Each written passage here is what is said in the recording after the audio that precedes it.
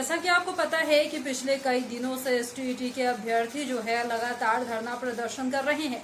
वो अपने हक की मांग कर रहे हैं। जी हां, आपको बताते चले कि पटना के गर्दनीबाग में बैठकर एसटीईटी अभ्यर्थी पिछले कई दिनों से लगातार सरकार से अपनी नियुक्ति की मांग कर रहे हैं, नोटिफिकेशन की मांग कर रहे हैं। बहुत दिनों से इन्हें यानी कि एसटीईटी अभ्यर्थियों को ये कहा जा रहा है कि आपकी नियुक्ति जल्द ही होगी। कोई न कोई डेट दे दिया जाता है, उस डेट तक ये इंतजार करते हैं, लेकिन इनकी नियुक्ति नहीं की जाती है। विजय कुमार चौधरी के भी आवास को घेरने का काम इन्होंने किया था, बावजूद इसके इनका कोई हल नहीं निकल पाया। अब तक छात्रों से मिलने के लिए राजनीतिक पहल नहीं हुई थी, लेकिन अब पप्पू यादव वहां पर पहुंच गए हैं, जिन्होंने छात्रों से जाकर बातचीत की है और उनके समस्याओं को सुना है। साथ ही गवर्नमेंट के इस पॉलिसी पर अपना भरोसा भी निकाला है। पप्पू यादव ने कह दिया कि अगर सरकार सही समय पर नियुक्ति करेगी ही नहीं तो आखिर छात्रों को नौकरी देने का क्या मतलब हुआ। इस तरह के कई सारे सवाल जो है पप्पू यादव ने वहां बैठकर सरकार से किए हैं। साथ ही छात्रों की समस्याओं को लेकर भी कई सारी बातें कही है। दो तीन बात यहाँ जो प्रोफेसर साहब लोग बैठे हैं,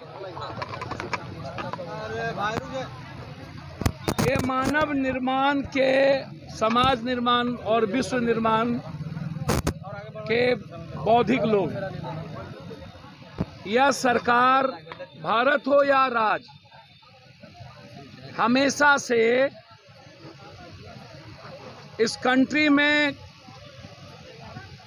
ऐसी प्रत्येक संस्थाओं को समाप्त करना चाहती है जो संस्था भारत की अर्थव्यवस्था, भारत की बौद्धिक व्यवस्था, भारत की सांस्कृतिक व्यवस्था, भारत की लोकतांत्रिक मूल्य और संवैधानिक विचारों को सेव करती है या उसको रेस्पेक्ट के लिए काम करती है। 140 करोड़ लोग, जो दुनिया की सबसे बड़ी ताकत है, यह सरकार कभी भी संस्थाओं को बढ़ाने के अलावे उसको कमजोर करती रही है।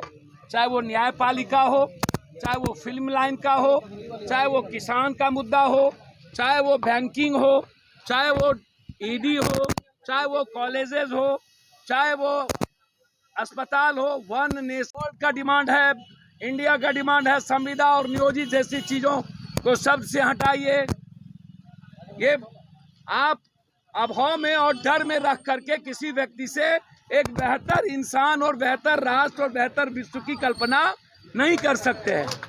आपको उनके पीस, उनके वे, उनके लाइफ को रेस्पेक्ट देना होगा और उनका लाइफ का रेस्पेक्ट उनके सिर्फ एजुकेशन से नहीं है, उनकी आर्थिक, शैक्षणिक, सामाजिक और राजनीतिक रेस्पेक्ट के, बौद्धिक रेस्पेक्ट को मिला करके है। सिर्फ ये बात याद रखिएगा। और यह जो ताकत है, जो 1800 यहाँ पर गेस्ट फैकल्टी के प्रोफेसर बैठे हैं, जिसकी बहाली सरकार ने 72 के आधार पर की और 2012 में इसके चीज़ों को कम कर दिया।